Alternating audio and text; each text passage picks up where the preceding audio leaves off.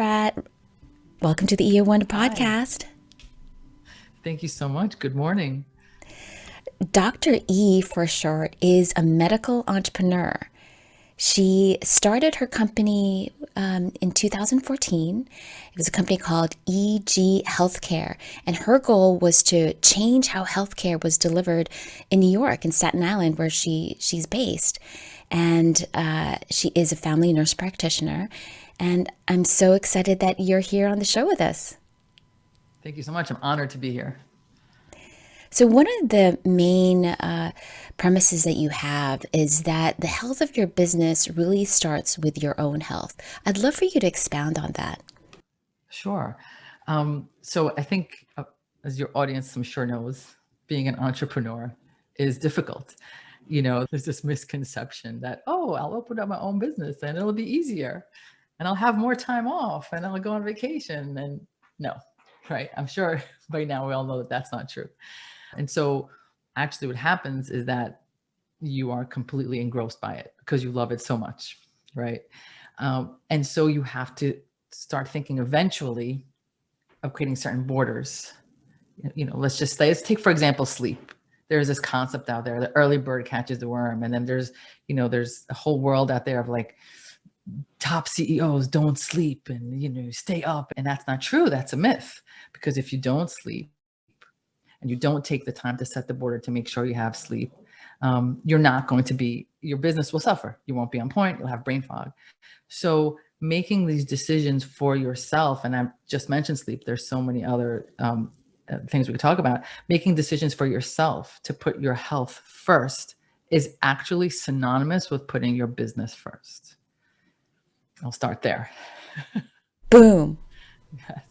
So, as an entrepreneur, you're making a million decisions a minute and everyone's looking to you to have the answer, and you have to be on point. You have to be on point. You also cannot, so not just mentally on point, but physically on point. You cannot be, dealing with unnecessary health issues, right? There's some things we can't avoid, but unnecessary, the aches, the pains, the stomach issues, like that can be controlled, that are just going to take you off your game.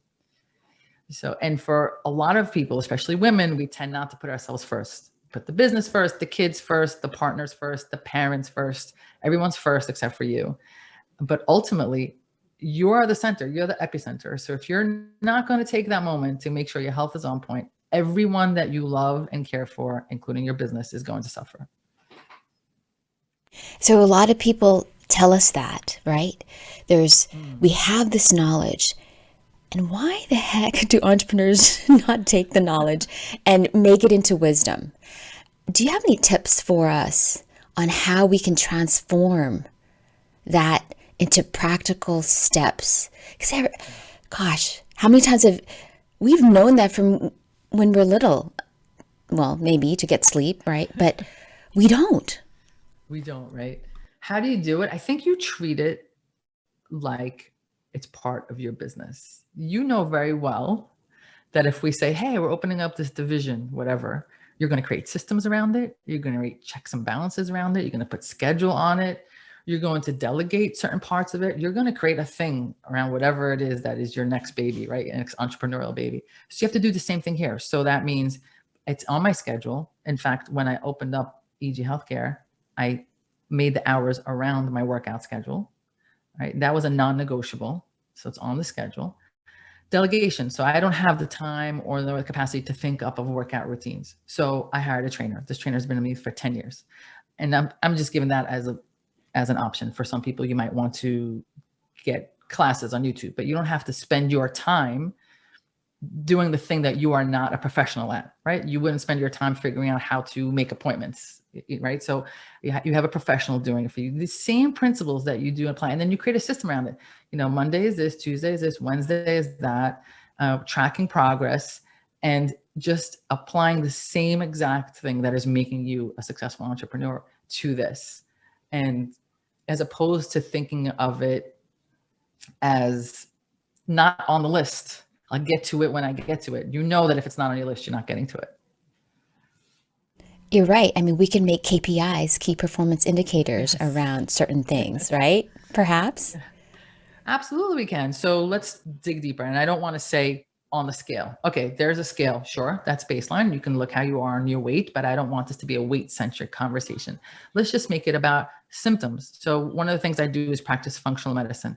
We really are talking about symptoms, meaning how are your joints? How's your belly? How's your skin? So if you find that, I'm giving an example, you go gluten-free, dairy-free, or you clean up your diet, your skin is better, your joints are better. Guess what? That's your KPI. My joints don't hurt. That's my performance indicator. So now you went on a business trip, you went on a family trip, you got a little sloppy, and the joints hurt again. You're not meeting your indicator. Your joints hurting is an indication that you fell off the wagon a little bit, you're off track, and you got to be on track. It's actually how we work with our patients. We have like a software that instead of tracking labs or weight, which is not necessarily what we need for these patients, we track symptoms. You know, if you went on vacation and you were able to manage things and you were a little bit off track, but you came back and your symptoms are still on point, guess what? You found the happy medium of being able to be a little bit off. But if you came back and you're a mess, your skin's a mess, your joints a mess, we have to clean it up. And so use your symptoms, listen to them. If somebody in your office, in your organization came to you and said, this thing is not working, you'd be like, well, let's get on this. So when your knees are like, hello, we're in pain, you have to get on this. You just use it the same way. So you mentioned sleep. Anything else that we should be paying attention? Like maybe a small sweet step for an entrepreneur. Okay, it's a really good point because I try not to make sweeping statements because you don't know where people's starting points are. You don't know what their goals are. And people ask me all the time, like because I have a nice TikTok channel, and people are like, well, what should I do? What should I eat? I don't know. It depends. So you start somewhere. So if you're someone who is eating a sleeve of cookies, let's go for half. It doesn't have to be all or nothing, because I think part of the problem is like, we'll go on social media and we'll see like this beautiful plate that somebody who had a lot of time making the plate, God bless them. I'm not someone who likes to cook. And then we're like, well, I can't do that, so I'm not going to do anything. I'll just keep eating my sleeve of Oreos, right? So just know that every step you make in the right direction, just like when you built your business, you did not make your first million on the first day, right? You were happy with your first sale. You were happy with your first client. And then you were happy with the first stranger that gave you money. Yes. The first time you're like, wait, you actually want to listen to me? You want to buy my thing?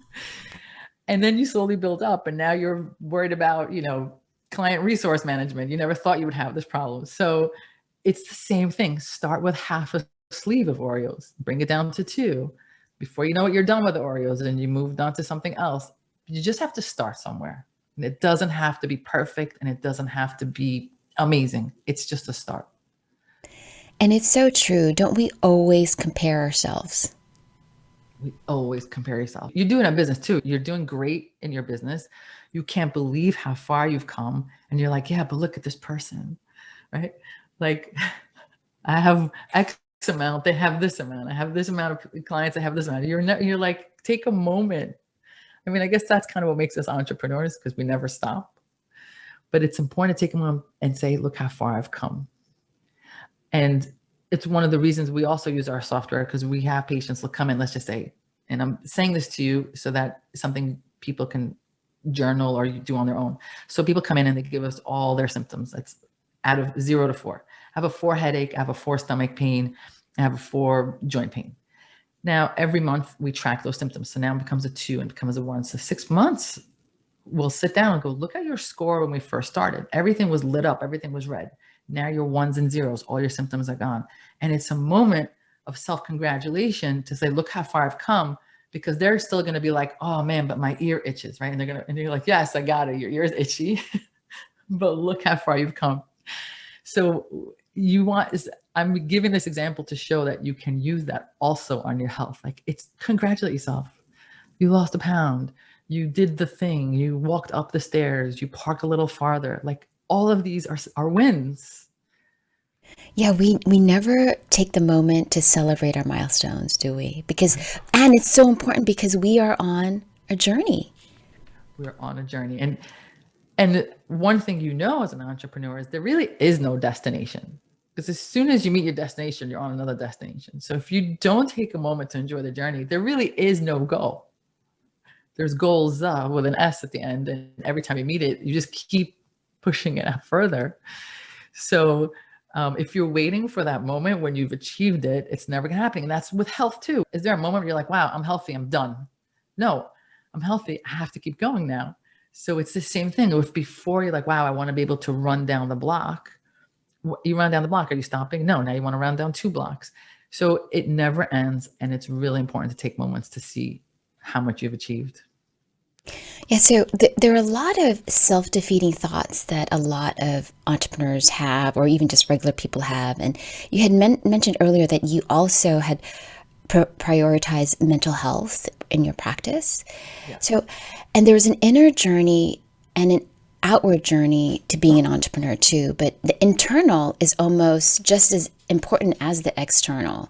How does mental health, being able to see the monkey mind that's happening in there, important with achieving our goals? Oh my goodness. It's just as important, if not more important. So for myself, not only do I have a physical trainer, I have a mental health coach, someone that I meet with every week to really, I'm not sitting there and talking about my childhood, to talk about those conversations that you have as a, maybe I'm not good enough. Maybe this thing's not going to succeed. Every entrepreneur, when you put out the thing and you're like, this is the best idea ever. And then you start it and you're like, what? Crickets. What if it's crickets? What if no one joins, no one signs up? And then you start having this like self-doubt. Am I crazy? You need to have someone, you need to know, first of all, that that's normal. And you need to hire a professional to help you through it, because you only have your voice. You only have your toolbox in your shed, and you keep using the same tools. You're going to keep coming back to the same place. You need someone to say, here's a really good screwdriver, try this. And they're like, oh, thanks for that. So it is a big piece. When I work with my patients, we go over nutrition, of course, sleep, exercise, stress. We have to talk about stress. And I may not be the person to manage the stress. I may send them to someone. But if my patient's nutrition is on point, they're exercising, but there's a divorce going on. There's, they're moving, they lost their job. If we don't manage that, all the vitamins in the world are not going to get us where we need to go. It's a huge piece. Recognizing it is the first part, and knowing that it's not a weakness. In fact, it's a strength, that you're aware of it and you're willing to work on it. And all the top players have a mental health coach. No doubt. Because life's obstacles are inevitable. Inevitable. And the biggest obstacle is the little guy in your head, or girl, whatever. Yeah. So I'd love for you to go back to the beginning when you started your origin story. I would love for you to share that story with our audience. So I think many entrepreneurs will resonate, where you're like, I really didn't have a plan. I didn't have a plan. I think people who sit down and make business plans and like put them in portfolios and then bind them, they're not really going to do the thing. Okay. So I was winging it. And when I look back, I'm like, wow, you're crazy.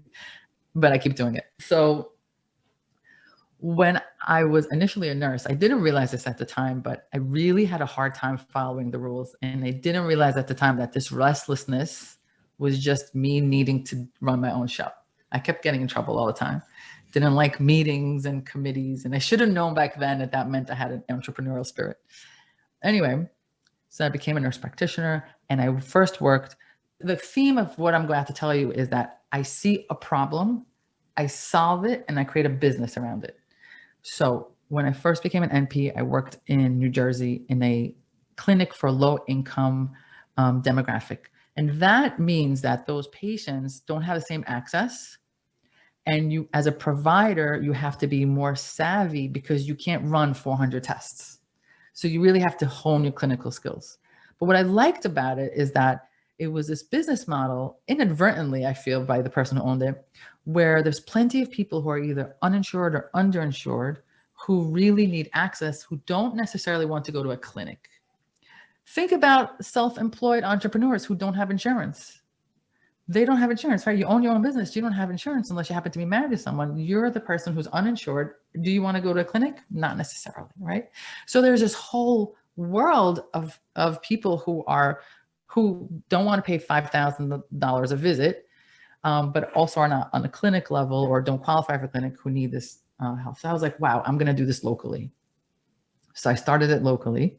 I was like, we have a local issue here. So I just discovered that. And then and I also accepted insurance. And this is what I mean, where I had no idea what I was doing. Didn't know you need to credential with insurance companies. Didn't know anything. I just literally hung up a shingle and opened the doors. And people were like, here's my insurance card. And I was like, I don't know what to do with that. Had no idea. So while I'm seeing these patients partially for free, even because I didn't know what I was doing, I figured out how to get credentialed. We were in a small little place, and there was a big pediatric, and so I'm in family, so a big pediatric office 2 doors down. I went and knocked on his door and said, hey, just want to let you know I opened up here. I'm not stepping on toes, and he was like, not only are you not stepping on toes, but in 1 year, I'm going to retire and I would like you to buy me out. What? Okay. So 1 year later, we bought out his building and took over his patients. And that presented its own struggle because I had never had that many patients before. Remember, we were talking about, like, you were glad to have one. I went from seeing 5 patients a week to like 40 a day. And then now tens of thousands, right? That's 1,000, yeah. So the next problem evolved on a personal journey, which my wife had an autoimmune issue. And many of your listeners are either suffering from autoimmune or know someone who's suffering from autoimmune. And conventional medicine does not have the answer for it. Here's some steroids and knock yourself out. There's nothing to do. No malice. It's just not designed for it. And I was practicing conventional medicine. My wife's in medicine. I'm in medicine. There was no answers. So again, we went on a personal journey and we discovered functional medicine. And this crazy guy told us that nutrition has to do with skin issues and autoimmunity. What? We never learned that in med school. Nonsense, right? But we have nothing to lose. So we did the nutrition and did the supplements, and it worked. So now again, I was like, I have to bring this back to my patients. So I started slowly. I took courses. I tried things. And when I say try things, I want your listeners to understand something basic. If I have a child come into my office full of eczema, if I turn to the guidelines say, give them cream. The cream has side effects, but that's conventional medicine. And I did that for many years and it wasn't wrong. But now I would say, hey, mom, hey, dad, try 30 days without milk. No harm, no foul, right? If I'm wrong, the kid didn't have milk for 30 days. And if I'm right, I saved your kid from like years of steroids. And anecdotally, I would just see things working and working and working. And I was like, okay, this is the thing. So we go all in. I got my PhD in it and I developed a new method, which is now our functional medicine practice that is national.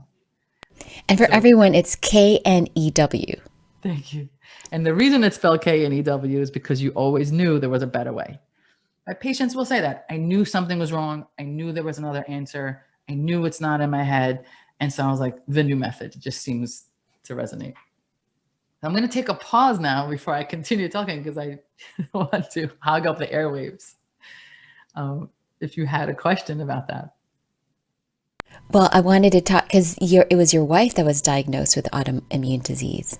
Yes, it was my wife. And what I discovered when I went back to school for functional medicine is that everyone in the room was a doctor, NP, PA, who either had a personal experience themselves or in their family and realized that conventional medicine was really lacking. And I just want to be clear, I'm not against conventional medicine. I practice it all the time. It's just not enough. It's very limited. And functional medicine is an extension of Western medicine. It's, yes, you might need some medication, but here's a little bit more. And I've really been able to impact people in a way I never thought imaginable. So that's how business number 2 started. And then business number 3 started around the patient experience. So one of the things patients complain about is, hey, I went to the doctor's office and the entire time the doctor was on the computer, right? And yeah, but the thing is, For on the doctor's side, they have to chart. And if they don't do it in the moment, then they have to spend 5 hours after they're done with their patients. They can't go home to their loved ones because they have to document, because insurance companies need all this documentation. So the doctor's trying to do the best they can. The patients want more attention, and no one's really at fault. I mean, the system has just created this intense amount of paperwork for doctors to do. So I realized very early on when my practice grew that one of the things that would be an advantage for my patients is to get a medical scribe. For those of you who don't know what that is, it's a person who comes in the room with you. They listen, they write the notes, so you can give your patient all of your attention and you're not worried about documenting. And at the end, you just have to review it. This is an additional expense I decided to take on myself for my practice because I knew it was better for the patient experience. You can see a high volume of patients if each patient feels heard. This is not my holistic functional side. This is for my primary. And then I realized that this could probably be done more efficiently, and we made it virtual and created a company where the scribes are not in the room, they're sitting somewhere else. And then the provider, the doctor just brings in a tablet in the room, and then they can, the scribe listens to it. Becomes more affordable for the practice. The patient is not experiencing someone in the room, and it's just a win-win. Again, coming out of a place of, what does the patient need? And what do the doctors need? And how do we solve that in a way that just makes everyone happy? So that's Hawk Scribes. Which I think is fantastic because, like you said, when the doctor is focused on you, they can observe rather than analyze, right? Because I think the whole thing with conventional medicine, we're always analyzing, but we need to take a moment and just observe what's happening, which is such a huge difference, right? Absolutely. With observing, we're using our heart, we're using our mind, we're using our whole body. We're being a doctor. We're not just doing a doctor, acting like a doctor. It's true. When you're faced at the screen, and again, no discredit to anyone. It's hard. It's a hard thing to do. When you're faced in the screen, you're like looking at labs, looking at meds, which you should, but then you're only looking at labs, only looking at meds. Oh, let me adjust this medication. Your labs look good. Great. I'll see you next week. But when you're looking at the patient and they're wringing their hands, or when you're talking, you can tell on their facial expression if they really agree with you or not. And then you can be like, hey, that didn't seem to resonate with you. What's up with that? Well, I really can't do that thing, doctor, because I don't have a kitchen. And that wouldn't be something that you pick up if you didn't see that little facial cue, right? And then you're like, oh, okay, then whatever I just advised you definitely doesn't make sense. We have to have what could we do outside, right? So being able to read facial cues is critical, and you miss that if you're in the screen. And then for the patient side, the patient will not mind if the visit is shorter if they have 100% of your attention. Because my patients in my primary care practice, not the new method of EG Healthcare, you will never hear anyone say they feel rushed, because the time that they have with me or my NPs is 100% theirs. Full eye contact, fully engaged, no clicking. And that's a really big deal. The experience is really important, and it's rare these days. Really rare. I went to my doctor the other day, and it was just like half body. He wasn't even facing. There's some fantastic nonverbal communication books, and they were like, your belly button should be at least facing the person that you're interested in talking to, and he's like half off the side. Yeah. And you know what else should always be done for anyone who's listening who's a medical provider? Sit down. Sit down. I have a stool, and every sit down, because when you sit down, the patient feels like, oh, you're here, comfortable, right? You're not halfway out the door. Right. Sit down, face the patient, even if it's for a minute, even if it's 2 minutes, even there may not be something to discuss that's longer. But that minute when you're sitting down, it's like, I'm here, I'm with you. I'm not rushing anywhere. It takes a second. It takes a second to really put the whole patient at ease. Yeah. You have such a phenomenal, I love how it started with just not just, but the healthcare business, and then, you're a serial entrepreneur, which is fantastic. And it also probably started with the keystone habit of taking care of yourself, right? Because how did you do this without all the extra time, right? It's so important. I think it started honestly with taking care of others. And it evolved to including myself into that, because I think I can't say that from the beginning, I put myself first, right? That's something you evolve to. So That for sounds those like of you, a fairy tale. yeah. So for those of you who haven't been able to prioritize yourself, it's something to work on, right? Um, Well, I so see the photos of you and your wife with just like these guns, man. Like, I'm like, did she grow up like that? Did she start off like no, that? no, I'm glad you asked that question. I used to be obese. You, Like medically obese. I'm saying that word not colloquially. Like I fit the criteria of obesity in my BMI.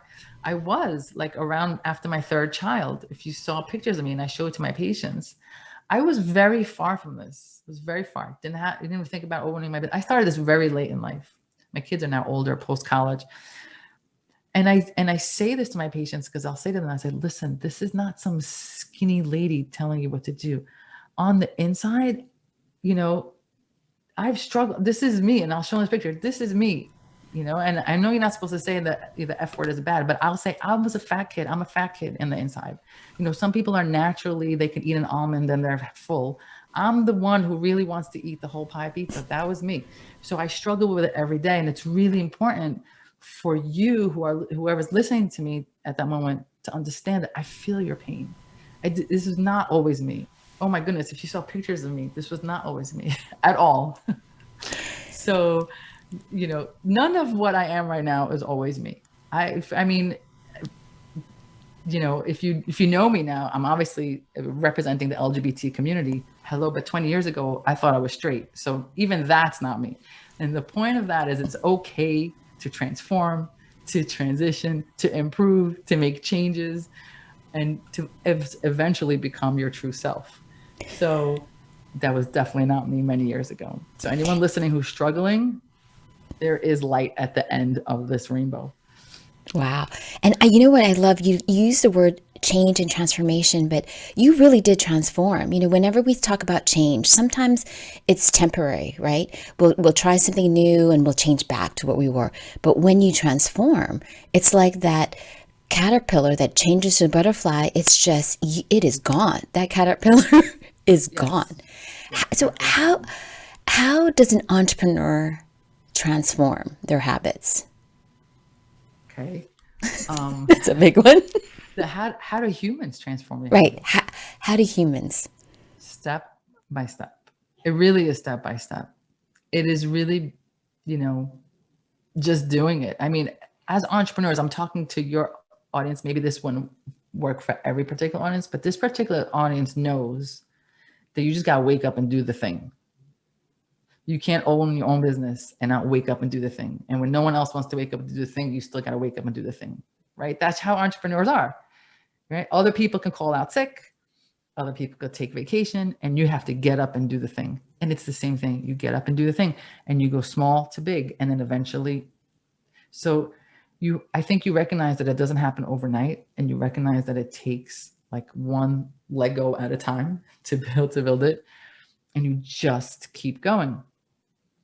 And yes, you're right. My wife and I, if you see any of our websites, you'll see us in there, and we purposely put that in there because we're old. We're both in our 50s. We want people to know that this is a reality. This is something we could do. And if you follow me on social media, you see what I do on my weekends. Like we make it part of our weekends to be active, because it's transforming doesn't end, right? You have to keep at it. It's just like your business. You made your money, you stop? No, you keep at it. So it's that same mindset. I'd love for you to share your daily routine. Okay. It's my daily routine. This is funny. So my wife and I rescue cats. So we have a lot of cats at home. So I guess we're the crazy cat ladies. So when we There's a first, cat cafe in Hawaii. I just stumbled on it. It is the cutest. The little kittens. Look at your face. we could probably be a cat cafe in my house at this point. Yeah. So the first thing we do is we wake up and we take care of what the cats need. And then I make it a point, always in the morning, my wife and I sit on the couch and drink coffee together. We have at least a half hour to 45 minutes of just shooting the breeze. So you have Really, date days, not date nights. morning dates. Morning dates. Oh, Yeah. Always. I have to start my day like that. I mean, every once in a while something happens, I'm traveling, but that's kind of set in stone. And then we separate. We both work out separately. Either I have a trainer, she has a trainer, I'm running, she's walking. Sometimes we'll go swimming together, but the next thing that we do is always activity, sometimes together, sometimes apart. Then, come home, get ready for the day, and I make my smoothie for the day, which will drink later because I'm an intermittent faster. And then I get to work. What's in the smoothie? Okay, great question. So this is actually a really important question because a lot of people, in my opinion, there should be no smoothie hate, but in my opinion, smoothies should not be very sweet and they should not be full of fruit because then you're just drinking a shake. It should be really vegetable heavy. So a lot of greens. It should almost be disgusting, like almost. Like if this is the most delicious thing you tasted, you're just drinking a shake. So lots of greens, a vegan protein powder, not whey, like pea protein, and maybe a quarter of a banana and ice. That's it. I told you it's almost gross. The banana saves it from being gross. The banana. But a quarter, not a whole banana, for goodness sake. No dates, no figs. If that's your sweetener of choice, then one date or one fig, but don't make it this delicious thing. thing. Chocolate milkshake. Then just have the chocolate milkshake. No, don't have a chocolate milkshake. I was kidding. But so that's my smoothie. And that's my day. The morning routine is pretty religious, I have to say. Time with my wife, time for myself. Now I'm ready for the day. Meditation, journaling. I don't journal. My wife journals. I will have, I don't know if you can call it proper meditation. I think, but once I wake up, thank you for reminding me. I take 5 minutes before I used to be the entrepreneur that looked at her phone as soon as she woke up and was answering emails. That took me a long time to break that habit.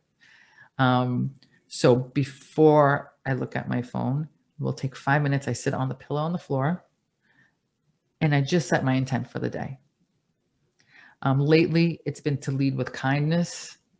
So it's just a moment and just want to make sure to try to lead with kindness. Sometimes then, the intent can change, but lately that's what's been happening.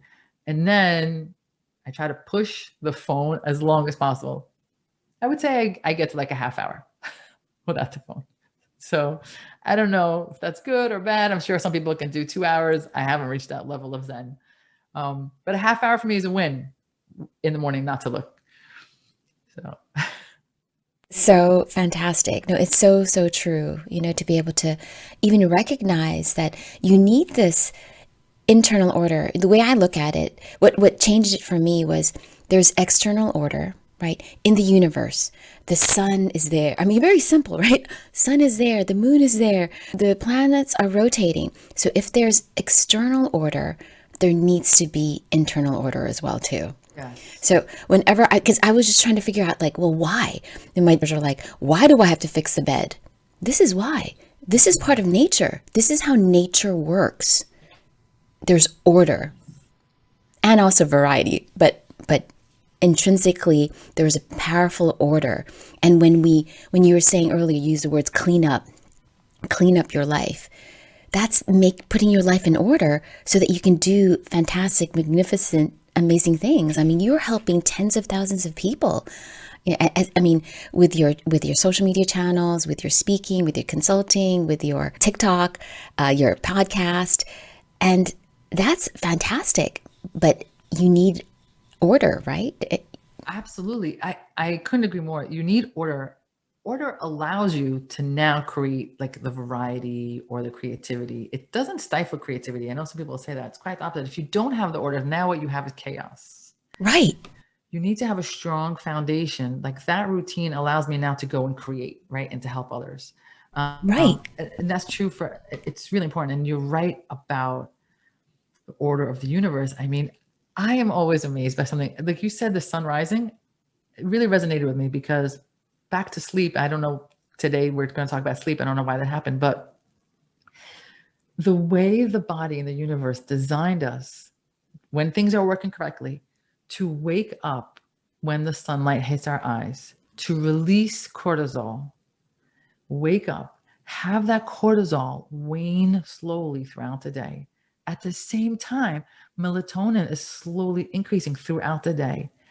And then when the lack of light tells your brain, hey, melatonin should be released now, again, when all things are working well, if you are in line with that, sleep and wake is just naturally happens. When you're not in line with that, it's like, oh, I can't sleep. I need Ambien. I need this. I need that. But getting into the order of what's already there, chemically, sunlight, moonlight, getting into that can help optimize something as critical as sleep. You're so right. Like just getting into the order of what's already there. So true. I mean, the body is such a magnificent thing. Like, let's just get in line. Have you read Dr. Matthew Walker's book, Sleep? I haven't. Do tell. Oh, he was talking about how melatonin, a lot of times when people take melatonin, they think it like it's an instant fix. But really what it is, it's melatonin is getting you, which is exactly what you said, getting you to the starting block of sleep, right? Because you said that melatonin is released. And then he has just, I mean, if people are obsessed with sleep, like this book is changed my life. 65 degrees. He was just there's research, Must be right? cool. 65 degrees. Like I didn't, and people who drink alcohol, right? Because the sugar will wake you up in the middle of the night. So there goes your sleep. It's so simple. But why do you want to disturb the only time that your body gets a chance to rejuvenate? The only chance. For anyone out there who might think sleep is not important, I'm going to tell you this. If you want to prevent Alzheimer's or dementia, you must sleep. It's Must. not even, it's not my opinion, it's a fact. There are certain things that happen when you sleep that you can never get it if you skip your sleep or don't sleep well. One of them is something called, there's a glymphatic drainage system in your brain, basically getting rid of all the garbage that you accumulated throughout the day. And that draining only happens in deep sleep. Growth hormone, which is magical, is only released in adults when we're sleeping. You can't skip these two things. It's a critical piece of reducing your brain fog and preventing dementia and Alzheimer's. So if you're on the fence about it, get off the fence. If there's one takeaway you could take today, forget the donuts and the Oreo for now. Just get to sleep. If we can Because start there. I know dementia and Alzheimer's is not pretty. I mean, my dad has dementia and he tried hitting me 3 times in like one visit. Like, you know what it's like to have like, like my favorite person in my world, like trying to like slap me, like weird. Like, I don't want to be like that. No, first of all, I'm so sorry that happened. And it's really traumatizing because even though you know it's not your father, it still feels like your father. Yeah. And you're like, who is this person? And then you realize my dad was also an entrepreneur. And guess what? Guess what he did? Worked his ass off for everyone else. And now look, he's suffering, so. Yes. Well, that generation really didn't believe at all about taking care of themselves. No. You just go, go, go, go, go. It was considered a weakness. Alzheimer's has become more prevalent and it is considered type 3 diabetes. So the same lifestyle that will get you type 2 diabetes can get you type 3, which is Alzheimer's. The insulin resistance, the sugar. I'm not saying that's the only way, but that's one of the reasons it's so prevalent because it is a lifestyle issue. So it's a genetic component, but you have to live a certain way to turn on that gene, which means we have a lot of control around it also. So it's not inevitable that because it's in our family, it's not inevitable if we do the things that we need to do. But it's so sleep, please, everyone listening, go to sleep. Go to sleep right now. Put yourself to sleep. You know what I've been getting a lot of? I'm in my 50s, yeah, I'm 52. And one of my ads that are being sent to me are like, advanced memory formula. And I am such a sucker. I always take them. Is there any truth to all these memory formulas? Or is it all fake? Yes and no. Yes and no. No, they're not fake. The problem is that people want a magic pill, right? And I don't think this is in your case. So people want to be able to eat McDonald's, have their alcohol, and then take a pill, right? That's not happening. Okay. And so in that case, no, this pill is not going to help you because you're drinking every day. You're having, your steak and fries every day. This pill, don't waste your money. Now, if you're clean as possible, I'm not saying anything extreme, but clean as possible, doing everything you can nutritionally so that you're not putting in toxins all day long. Now you're adding this as a supplement. Yes, 100%.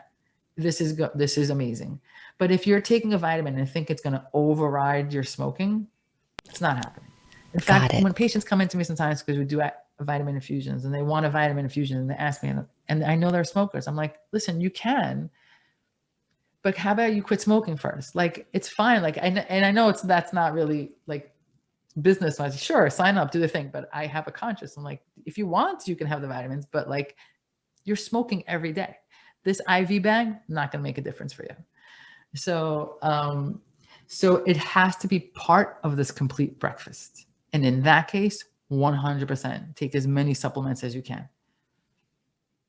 So as you change and transform, did the community around you change as well too? The people you hung out with? Yes. 100%. 100%. I think you bring a really good point.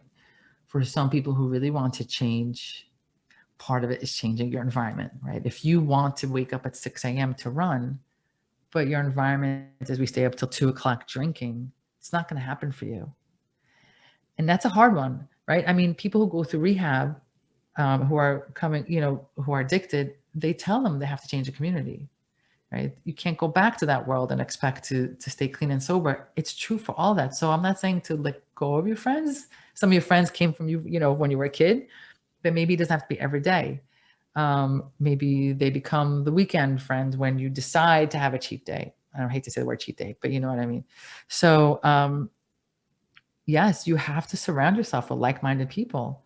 I see it with partners when one partner is ready to make the change, and then the other partner's like, no, I still want to eat this way. It's very challenging, like, especially for women, they want to make the change. The women who in certain relationships are the ones making the food in more traditional relationships. And they're like, well, I can't because my husband wants this. So I'm making him the pasta and you want me to have, like, I don't know, Brussels sprouts. So she's like, so now I have to cook twice. It's really hard. I mean, obviously we come up with some solutions, but the company you keep is going to be very impactful, whether it's your partners, whether it's your friends. It's a big deal. Or the people you hire, right? Your trainers, your coaches. Or the people you hire. Yeah, that's a really good point too, because in our age group, there are certain types of trainers that are not for you.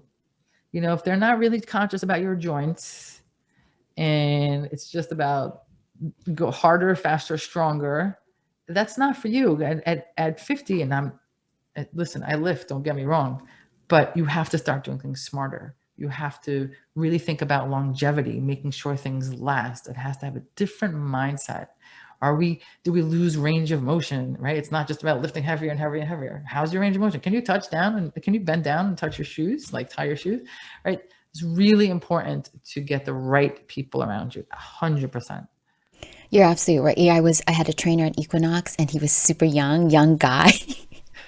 Young, and I tore like a Yes. shoulder muscle and I was out for 6 months. It was so painful. And I'm thinking now it makes so much sense. Yes, it's a big deal.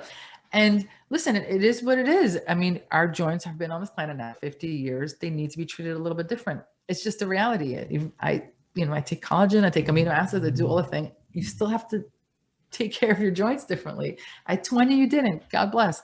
So you have to have trainers who have that in mind, who will say, yeah, sure, we can get stronger, but let's do it in steps. Let's make sure, oh, you have an injury? We're not touching that anymore. Like, let me know if you have a little twinge, as opposed to like, just push through it.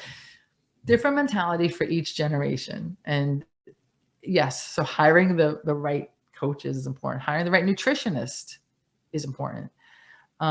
If you're going to go to a nutritionist, excuse me, I have allergies. So hiring the right nutritionist is important. Knowing kind of where you are on this. If you, for example, back to Alzheimer's, there's a gene test that you can do. It's called APOE. If you have the genetic predisposition for Alzheimer's, you really should not be on a meat-heavy diet. So now if you're going to find a nutritionist who's very paleo, all about meat, and you're carrying that gene, you're not going to get the right advice for yourself. So it's really important, the company you keep and who you hire, that they're aware, that you're aware of your goals and you get people around you that's in line with that. Definitely. So let's talk about your book, which I wanted to. Your book. Your body doesn't feel right, but you don't know why it's not in your head. So the title is It's Not in Your Head. Yes. Why did you write this book? It's an Amazon Um, bestseller, people. Buy it. Buy Dr. E's book. you're so sweet. Thank you.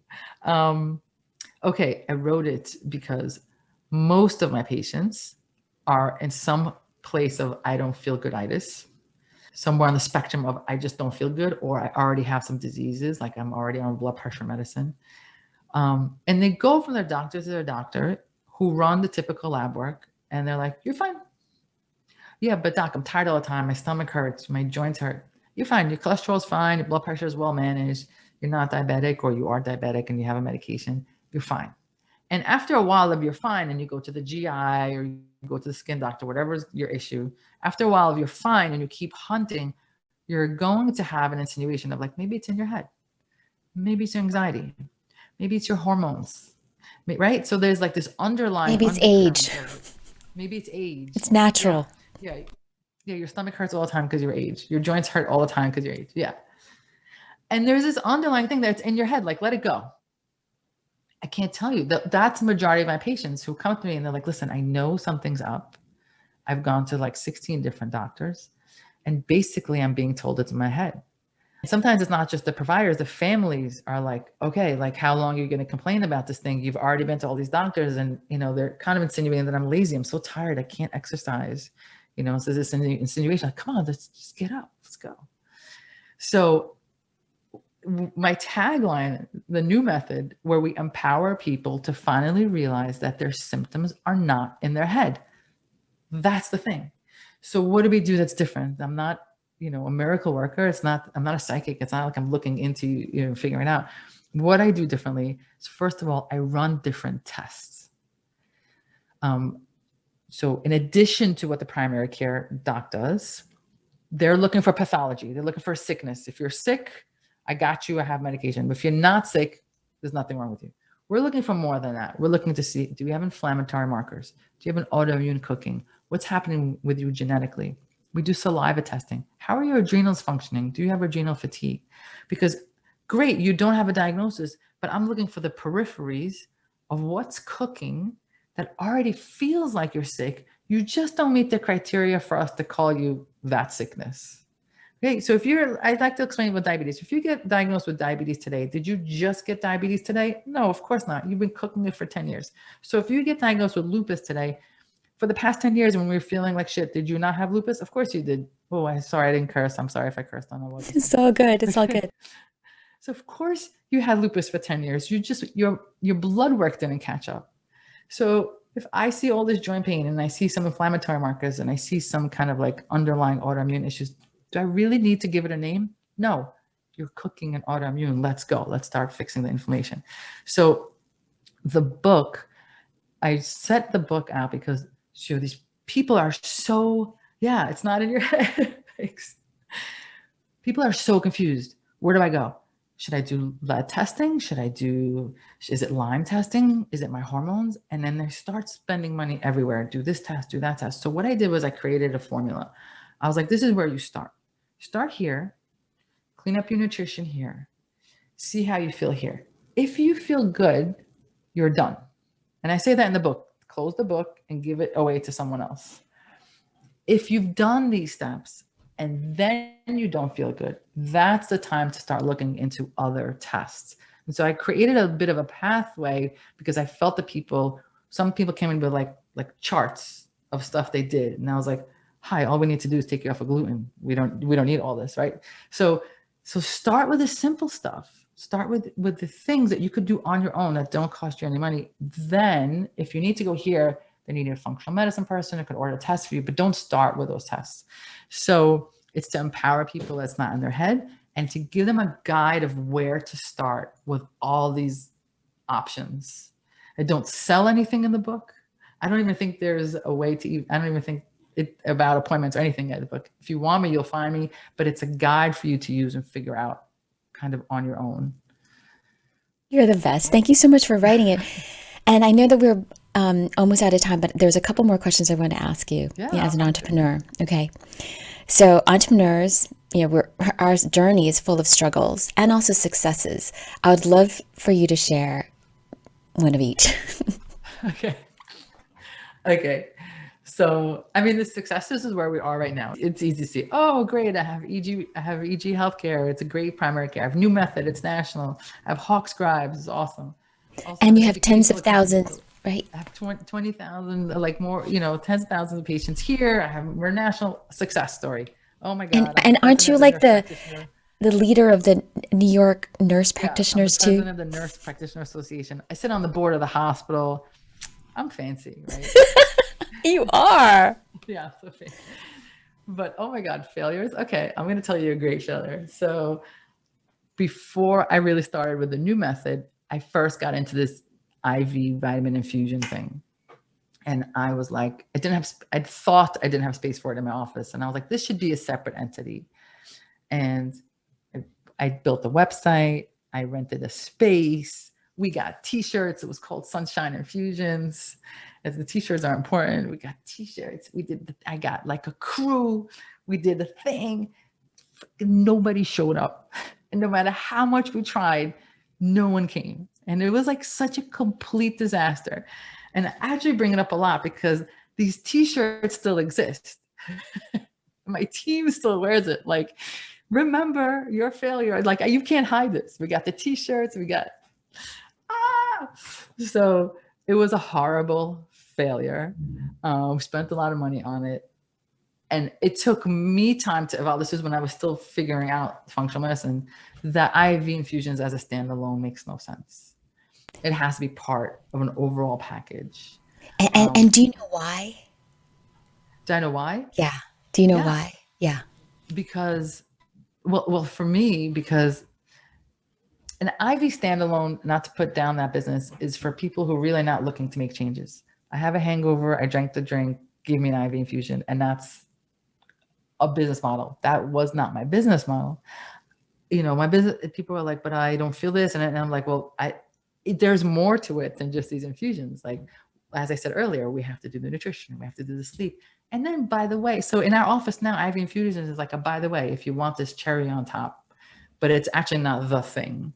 And when we tried to make it the thing, it didn't make sense philosophically. It didn't make sense monetarily. It's not like a huge volume profit. It can't stand by itself unless you're going to charge a ridiculous amount of money, which didn't make sense to me.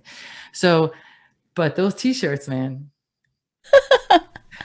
Still exists. failure, those t-shirts, every once in a while somebody on my team will wear it and I'll be like, Ooh, F you. take that t-shirt. Oh, so good. So anytime my kids are like, oh, and then I was like, talk to me about failure again when you're wearing that Sunshine Infusion t-shirt. I see it all the time. I got it. It's okay to fail. It's what you need. And in case you think I didn't, here's the damn t-shirt. So. And what made you pull the plug on that? I mean, that's hard. That's like killing one of your kids. I mean, sorry, it is that brutal.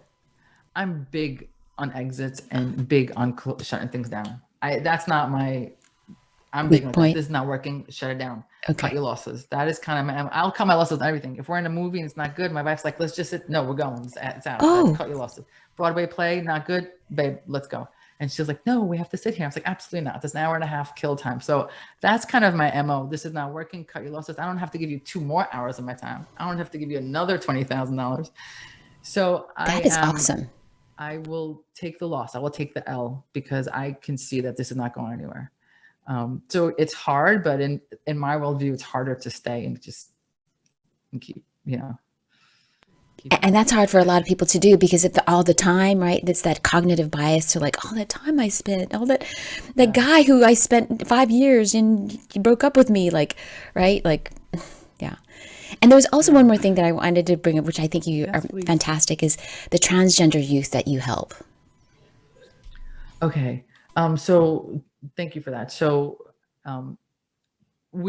our primary care location, this is not the new method issue. The primary care location is in Staten Island, which it's not rural by any stretch of the imagination, but it's not Manhattan. So there is not as much there is LGBT awareness, but not really. And there was no one really out here that took a stand that says, hey, we're primary care, but here's also a sticker If it means nothing to you, that's great. But for those of you who now know this is a safe space for you. So we decided to make that. And we knew that when we decided to take that stand, there will be some people that won't come. And that's okay, because there will be people that come. So it's subtle, not subtle. In other words, it says it on every website. It says it just about everywhere that I am. Obviously, the way I look, I'm obviously part of the community. There are stickers everywhere. And it's, you know, the people who need to see that it's there, know that it's there.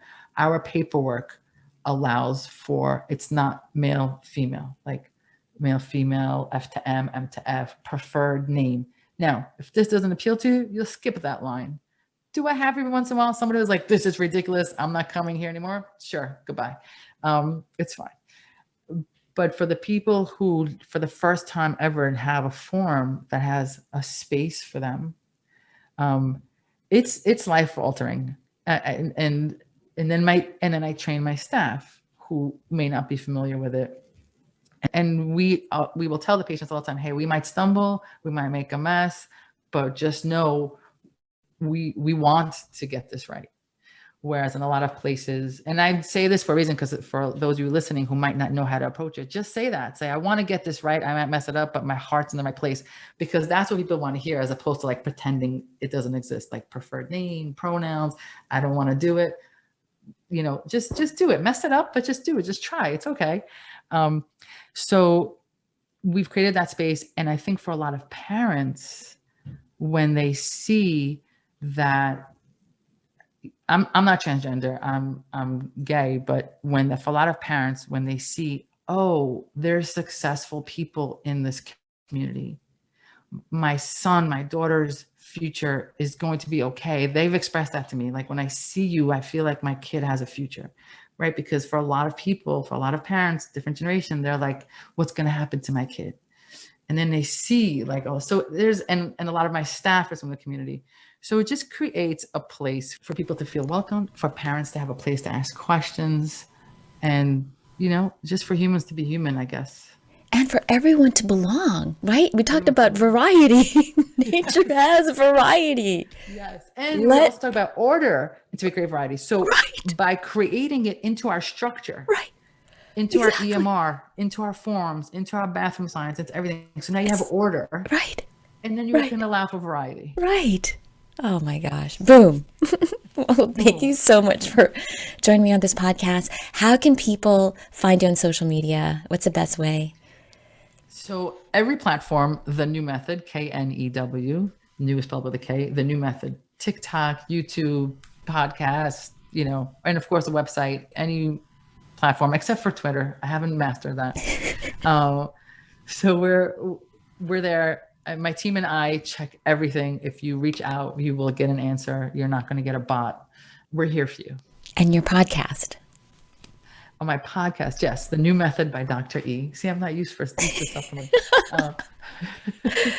It's also The New Method by Dr. E. Everything is The New Method. Awesome. Thank you so much, Dr. E, for being part of the Entrepreneur Organization podcast. It was such a joy having a conversation with you as a medical entrepreneur, as someone who really cares about humans and health. You know, it's such a joy. Thank you. It's how low is the bar, right? They were like excited when someone cares about humans, because you're clearly one of those people too. And it's been a pleasure to be here. Thank you so much. And hopefully we'll have you on the podcast again soon and see how more of your success, and also talk about some struggles. Yes, absolutely. They're all there. Okay. Thank you. I'll send you a Sunshine Infusion t-shirt. Oh, I would love that. And I'll wear it next time. Yes. Okay. Right, thank you again for your time. Thank you.